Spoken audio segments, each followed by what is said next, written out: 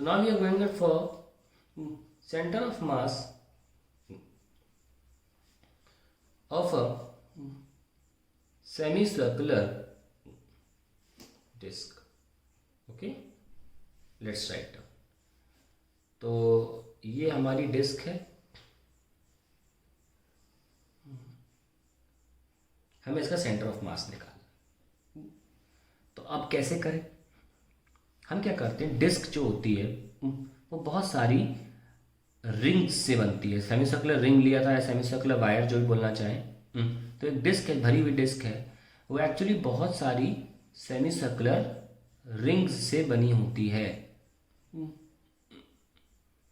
तो हमने क्या किया, ध्यान से ध्यान रखना, डिफरेंशियल मास कैसे चुना हमने, क्या सोचते हैं? फिर याद देखो, एक रॉड है, हमने उसका डिफरेंशियल मास क्या सोच के चुना कि डिफरेंशियल मास को अगर बढ़ाया जाए तो वो रॉड बन जाएगी। तो हमने क्या चुना, उसी की शेप का एक छोटा सा पोर्शन।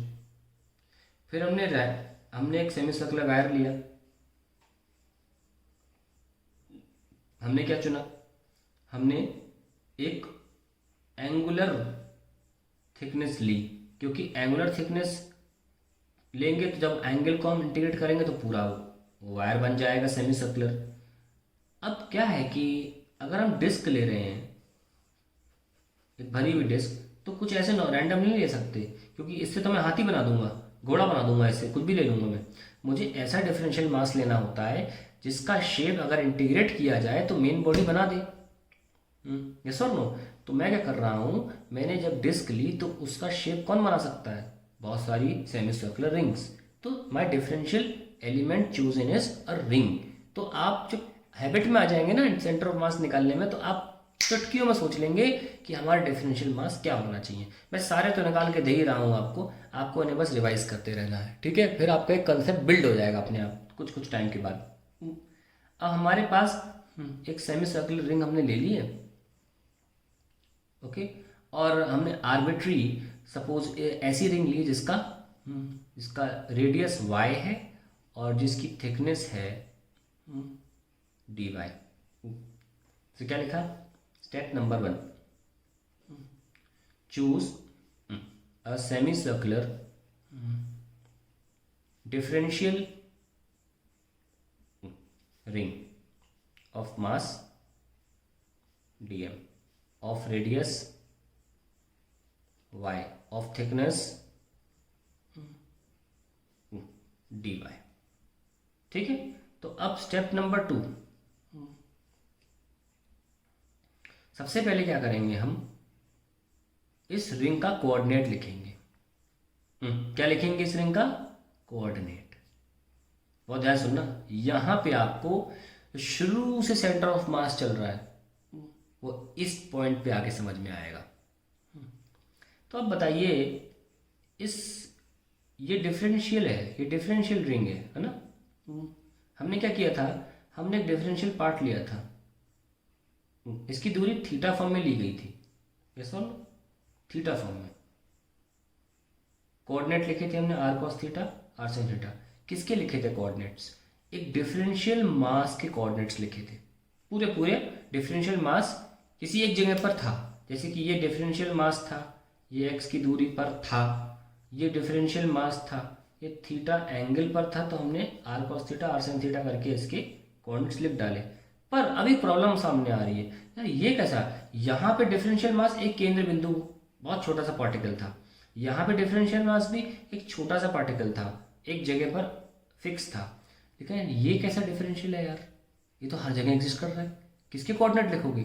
इसके लिखोगे, इसके किसके लिखोगे यार? ये तो पूरा फैला हुआ है, ये डिफरेंशियल एलिमेंट ही एक्सटेंडेड है ना? अजीब बात, ये पूरा का पूरा डिफरेंशियल एलिमेंट ही एक्सटेंडेड है। ये किसी एक पॉइंट पर नहीं है, जैसे ये एक पॉइंट पर था तो एक्स की दूरी पर मेंशन कर दिया, ये एक पॉइंट पर था तो एंगल थीटा की दूरी पर मेंशन कर दिया। ये तो हर जगह है। और लेना कहाँ से? लेना यहाँ से। भाई रिंग का तो यहीं से लिए थे ना, कौन सा लोगे? ये डिस्टेंस लोगे कि ये डिस्टेंस लोगे कि ये डिस्टेंस, क्या लोगे? एक प्रॉब्लम है कि ये पूरा का पूरा एक साथ नहीं लिया जा सकता। हमने ये सीखा है कि डिफरेंशियल एलिमेंट हमेशा ऐसा होना चाहिए जिसके कोऑर्डिनेट्स लिखे जा सकें। अगर कोऑर्डिनेट लिखोगे तो कैसे लिखोगे? एक पूरी सेमी सर्कुलर रिंग का कोऑर्डिनेट कैसे लिखा जा सकता है? ये संभव है? किस पॉइंट को लेकर लिखना चाहोगे? इस पॉइंट को लेकर, इस पॉइंट को लेकर?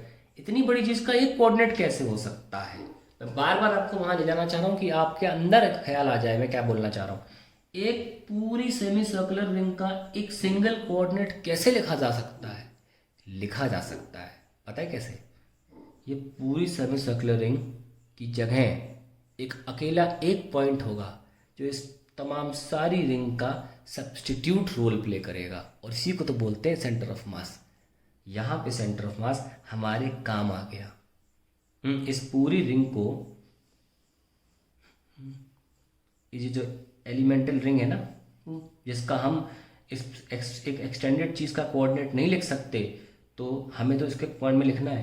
तो इस पूरी डिफरेंशियल रिंग को उसके अपने 2y बाय क्या आया था, 2y by pi, 2y pi y है ना, ये आया था ना हमारा आंसर, 2y बाय पाई की हाइट पर इस पूरी रिंग को रखा हुआ माना जा सकता है। अब आ गया है इसका हाइट, यस और नो? हम इस पूरी सेमी सर्कुलर रिंग का कोऑर्डिनेट नहीं लिख सकते, असंभव है, ये तो फैली हुई है ना। तो क्या करोगे? इस पूरी रिंग को की जगह पर एक अकेला पॉइंट सेंटर ऑफ मास पूरी रिंग के बिहाफ पर माना जा सकता है। मिल गया हमें तरीका कोऑर्डिनेट लिखने का, ठीक है? तो अब जब तरीका मिल गया कोऑर्डिनेट लिखने का, we can start again the same derivation, that is तो ये हमारी डिस्क थी,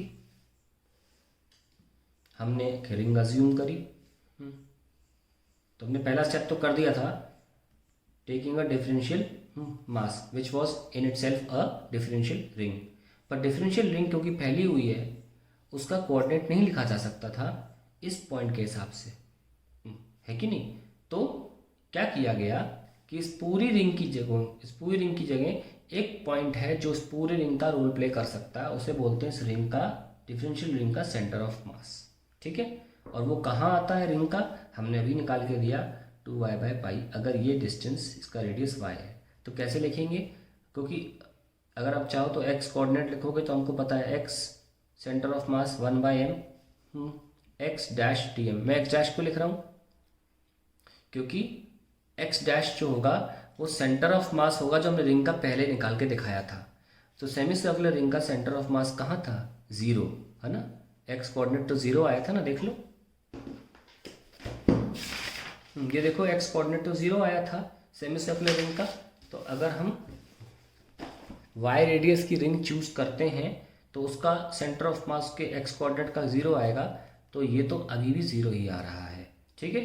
तो एक डिस्क का भी सेंटर ऑफ मास 0 आएगा, क्योंकि डिस्क जितनी x एक्सिस पे इधर है उतनी ही इधर है, तो इस लाइन पर उसका सेंटर ऑफ मास नहीं हो सकता, 0 ही होगा, जो इस पॉइंट पे ही लाई करेगा, वो जितनी इधर है उतनी ही इधर है।